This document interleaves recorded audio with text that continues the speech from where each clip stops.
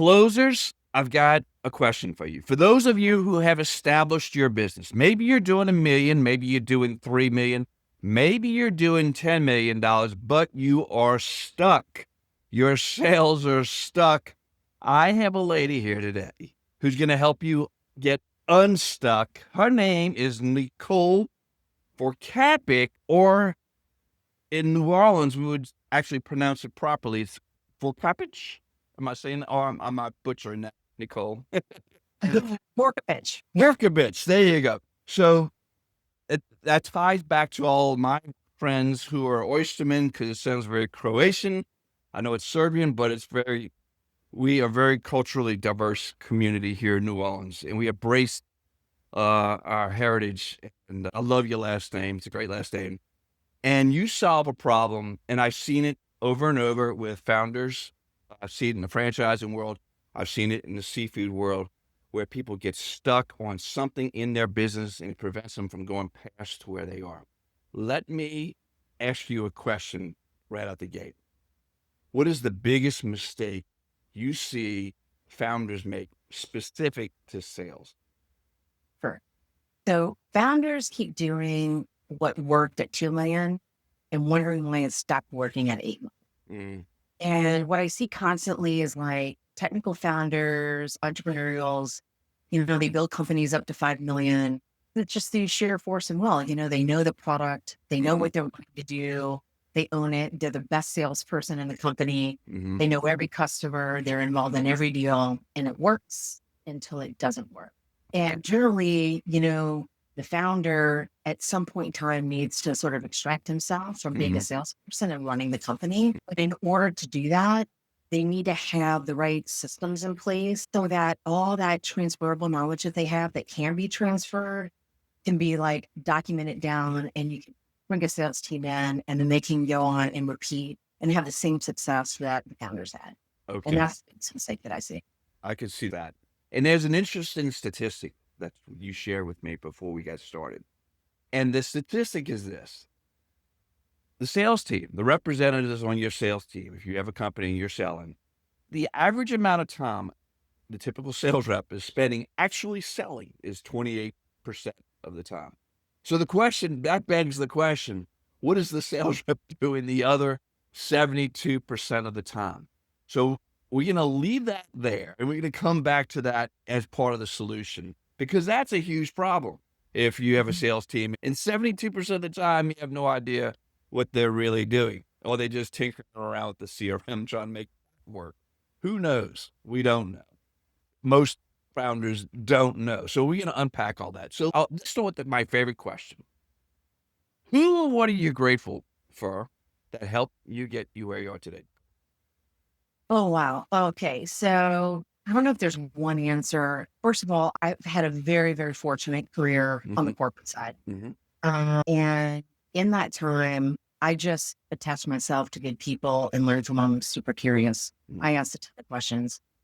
Super fortunate for all the mentors that I had out there. But, I also really leaned in to learn. I probably would be a career academic person and student if I could, because I just enjoy it. I went back to school because, I'm an engineer. I didn't really know business or have business fundamentals, and either wanted to go back and understand why the decisions were being made they were. And I'm so fortunate that I had that opportunity to do that. I did that about 8 years ago. And there was just a lot of people. It takes a village, and there's a lot of people involved, but my family, for me to be able to do that. It always comes down. A lot of times it's always family usually, and mentorship is a big piece of that as well. Yeah. And the thirst for learning. You're the first person that said that. All these interviews I've been doing, you're the first person to say, I think that's really important, because that's a curiosity factor. That's what keeps us growing. So Right. I love hearing that, because I always feel like I'm constantly wanting to learn, and it's just being curious. It's so indicative in sales. I mean, you had Lisa Laird on a few weeks ago, and she's it's like, the sales rep that's the most prepared is going to win. That's right. It's preparation, but just asking a lot of questions. It's being curious. Customer no is not really a no. It's just a no for today, right? the more you ask, the more you'll uncover, and that'll keep going. So Yeah, that's Lisa's a force of nature. She really is. And when I met her, that's the first that has stuck in my head since. I spoke with her yesterday. She's fantastic. Now, let's share a little bit about your background, because you've played at a very high level at the corporate side, and you're consulting with a lot of businesses, taking those practices, which makes sense. All from early founder to the gal, it's like at $10 million, and they can't get past that. Let's unpack that, but a little bit about your background, sure. for some context. Yeah. I was an engineer. So my brain is very process oriented. So as we start looking into the problems, process is really important. So I tend to look at that a lot. My background is in healthcare. I started off as a medical device engineer. I got into the sales side. And then from there, had a lot of success, and I just grew into higher leadership roles, worked for VC-backed, family-owned, publicly traded companies. And the last organization that I was working for, I was an interim of their VP of sales for their B2B for North America. And it was a big company. In that company, I was managing about $120 million book of business. But the reality is that all of our clients were small businesses that were a health company. And it was then that I realized that what I was actually doing in the company, that those same clients could actually use my help. Yeah. And it made me actually really realize that there was a total demand for what I did. Like I love what I do. I really enjoy clients. I really enjoy selling. I really enjoy helping to progress. And I really wanted to figure out how I could do that in a different way, not just serving corporate, but being able to serve my own local community. Like I've lived in New Orleans forever. I'm from here. I grew up here. I have family here. I have a social network here. I have no professional network here because I've never had a chance to work here. And that was part of one of my whys to create my own company, was to be able to not just be closer to my family and get off the road, to give back to New Orleans, to help the small, medium businesses in Louisiana, the state, the city. So that's part of my why. And I can relate to that part, because you and I we come from opposite sides. You're more the engineering brain side, and I'm really the marketing side from myself. But we both have been in a space where we worked with and represented small businesses. I came from the trade association world, representing hundreds and thousands of small business owners. And there's patterns you see, and there's patterns of success, and there's patterns of failure that you see, and they're pretty blatant. The people who are successful, everybody at the bottom is looking up saying, why do they keep it? They're just not taking the time to figure out what it is to fix. They need to fix. So, yeah. And that's right, because, the reality is that the big companies make the same mistakes that the small companies make. And that's what I realized was like, I've done very well. I feel very fortunate. I think I'm really good at what I do. I just is like, how do I serve others so that they either avoid the mistakes or they fix the mistakes faster, to give them a chance to succeed and have a thriving company. The city needs it, the state needs it, and so, so hopefully, in this kind of this new journey that I'm on, I can pay that forward. So let's unpack the three things that prevent someone from scaling past their $10 million mark, or maybe even from $1 million mark to getting to 3 or 5. What are the three biggest areas where you see where you can make the most impact, where the three biggest things that prevent them from having the impact that they should? Sure. Okay. So I think that there's like 3 gaps in revenues, right? Okay. And we're going to go back to the comment that you made at the beginning of the podcast when you said reps are only selling 28% of the time. So what are they doing with the other 72%? That's what I call the sales productivity gap. And it's a price. It's like, and the reality is that, they're all searching out for content. They're updating CRMs or maybe Excel spreadsheets, right? They're reinventing sales conversations every time. They're chasing unqualified leads. Everyone's trying to figure it out versus a company telling them exactly how to sell. And that's where I come and talk about, you need to have a sales playbook, document your sales methodology, create qualification criteria so that it's not just a guessing game and a hope for, right? Build playbooks where you have discovery questions, demo frameworks, objection handling. The stuff that you do that naturally can be transferable, that needs to be documented. If I were to, and this is a great example, the last company I was with was a large healthcare company and they sold into home health. And if I went and asked each one of the reps when I first started to describe their sales process, would I get the same answer? No, I got 3 different answers, right? So that's the problem. So if you're a founder and you need to step out of sales, you need to be able to tell the reps what to do, right? Or else they're all going to be doing something different. They're going to be at different places calling on customers that you may not even want them calling on. You really need to have structure. That's the most important thing. You build structure and then you build a team. It goes back to the principles of franchising, and because without systems and processes, you cannot scale. It's simple as that. All right. The second major thing, I call it the customer retention revenue leak, right? So this is sort of like when you think about a founder, right? And a founder has great personality, right? They have managed all these relationships for as long as they can and get to a point where it just doesn't work anymore. They cannot maintain those 200 plus, 300 plus relationships, right?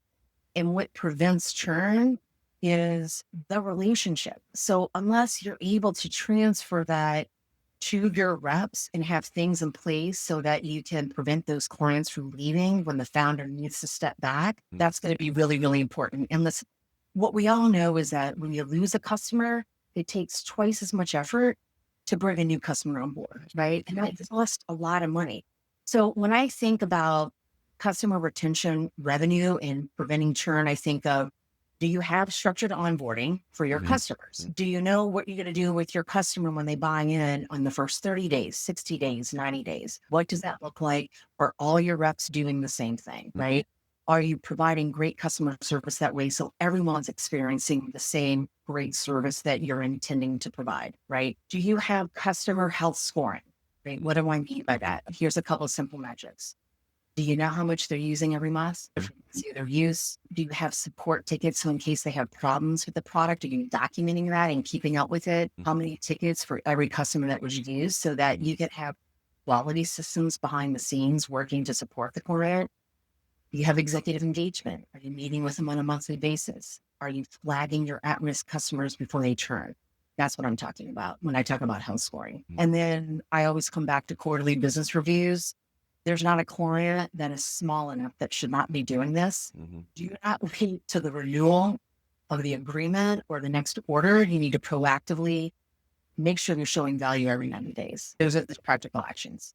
It's being intentional. Very intentional. Absolutely. Customer service is key, and you need to prevent the churn. So exactly. When you're in reactionary stage, that's when you've probably lost it, because now you're putting out fires.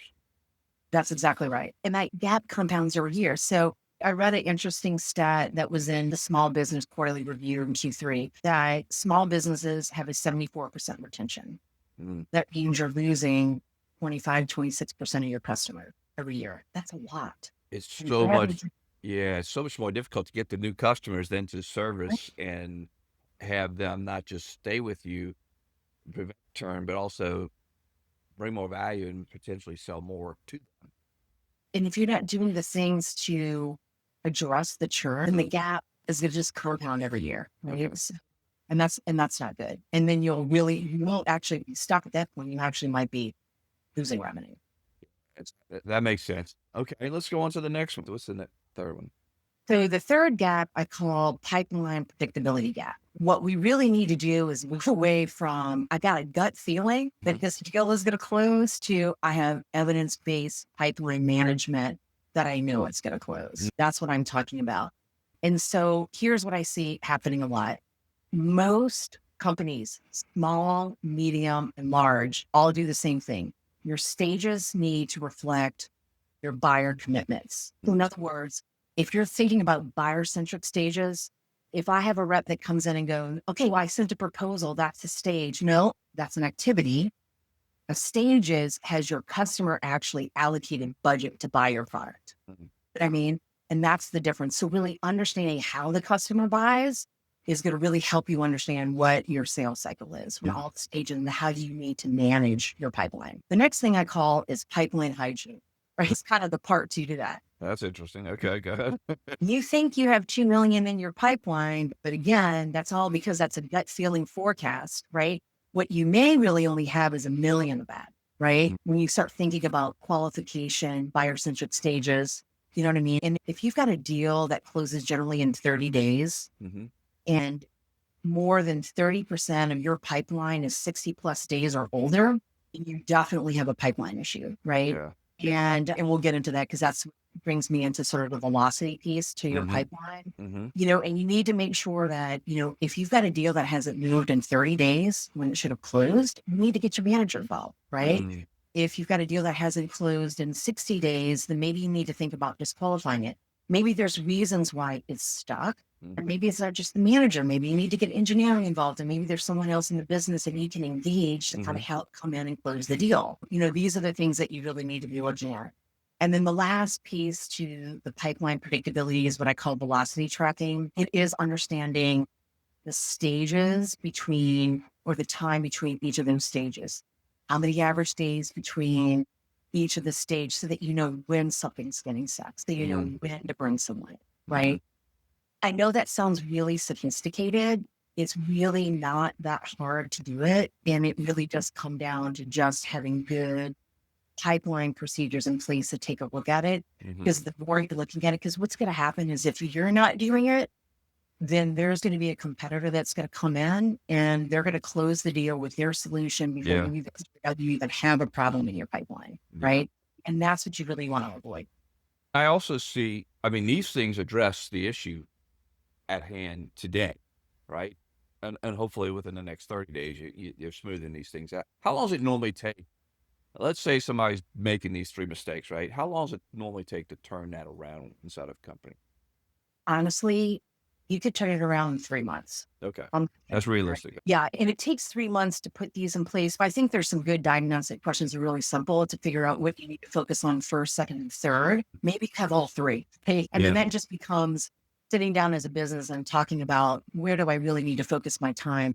I always say, if you've got all three problems, you absolutely have to have the infrastructure in place first. I go back to the sales productivity. You got to playbook and play first. People need to know what to do, because if people don't know what to do, you don't really have a pipeline to manage. Yeah. And that's kind of what I'm thinking about. So, I always say that's first and foremost. It's like building a house. It's like building anything, it's foundation. And then you build up around that, right? Whether you get customer churn or it's pipeline productivity or predictability problem, then really becomes maybe a business to business. I think that's where you can ask yourself some few basic questions and kind of figure out where you really need to focus your time.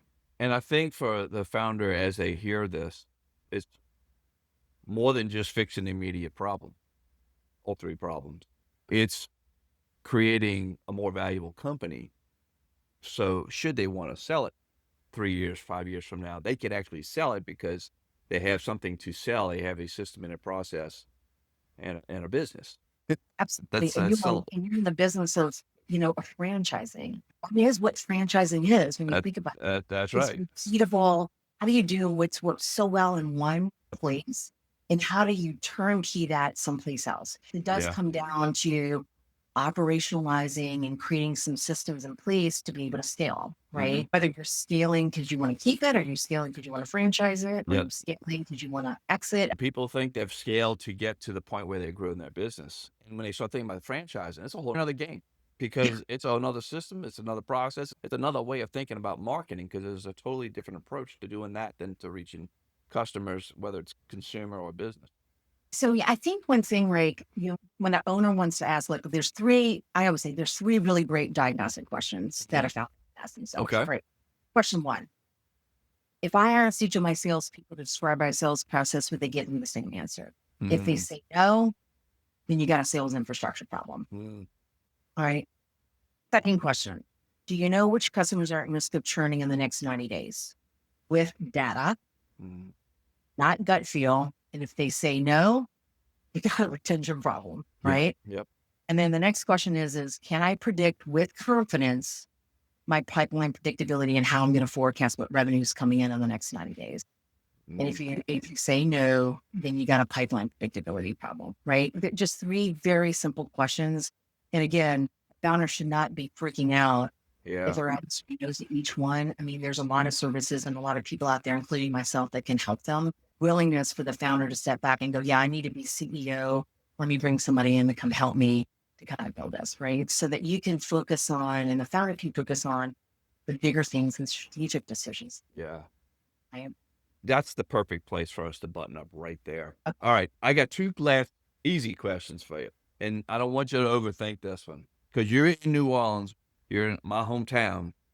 If you had a client one of your old clients that was coming flying into New Orleans to meet you, and you were ready to close the deal with that person, where are you taking them to dinner? To dinner? Yeah. Oh my gosh. Okay. I was gonna say I've got a lunch place. Okay, lunch is fine. Okay, let's do lunch. Lunch. I would take them to Parkway Tavern. There is no better place to have a great po' boy. It's casual. It's New Orleans. I love it. And sometimes just making it casual to have a real conversation face to face. I was just there last Friday. I second that. If anybody's listening to this show, or you listen to this particular episode, that is the place to go at Parkway Tavern if you want a casual, fun place. You're going to win the deal right there. All right. Last question. What's the one thing you would tell yourself if you were going back to early in your career? What's the one piece of advice you'd give yourself to say you were 25 years old when you were starting your career? Oh my gosh. Control, lack of control. I say this all the time, and it's like my mantra for any sales team I've ever managed, any management leadership. You can only control what you can control of yourself and what you can do. Don't worry about anybody else. Yeah. I literally told my wife that 2 days ago because all the stuff going on in the world right now, the economy, politics, business, you name it. There's so many things that are distractions is to get worried about or concerned about, and you can't control any of it. Right. And the only thing you can control is what's controllable. So, well, how do people find you? What's your call to action? Because there's somebody who's going to answer one of those three questions. Yes, I got a problem with that. They might answer yes to one, they might answer yes to two, or they might answer yes to all three of those questions that you propose that they've got a problem. How do they find you? How can they get help from you? Where do they go? Yeah, absolutely. The best way, honestly, is to reach out to me on LinkedIn. Okay. I got a very complicated last name, so I'm not going to ask you to spell it.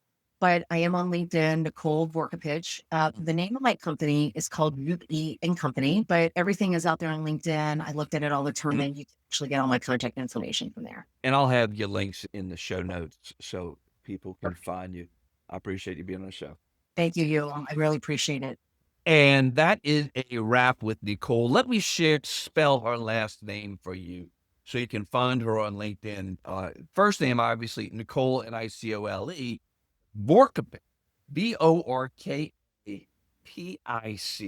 Vorkapic, or you can visit closethedeal.com and I'll have her show notes in there and I'll have all of her contact information, her website, and her LinkedIn address as well. So first of all, she's fantastic. Comes from a very big corporate career, huge corporate career. And all the principles that she just talked about, I've been working with small businesses for over 25 years. I've seen this pattern. Everything she described, I've seen happen over the past 25 years, representing thousands of small businesses through trade association work. So, and it's real. And then you look at the flip side. I've been to two conferences this past year. One's called Springboard, which is where it's up and coming franchisees who are scaling their business, learning how to scale their business in the world of franchising, in their emerging brands. And it's the maybe their first attempt doing it to go from 1 to 5 or 1 to 20, or maybe from 10 to 20 units. You can't do that without the fundamentals, which she's talking about for the very first business. So if you get in that space, you need to pay attention. There's another conference called the Unconference, and it's all founders who are pretty well established. And these are the issues even they face, and they got to get out their own way, but they got to be reminded of it because it's so easy to get caught up in the business. You always have to come back to that CEO mindset of running the business, not getting caught in the weeds. So hopefully you find this episode helpful. You find us on YouTube, please subscribe. I'm asking that favor because we want to keep bringing in guests like this, provide this for free, and that's a way for us to help grow the show and bring in more guests to serve you. So like, subscribe, ring that bell. You know the drill. Be intentional and make today a great day. Bye-bye.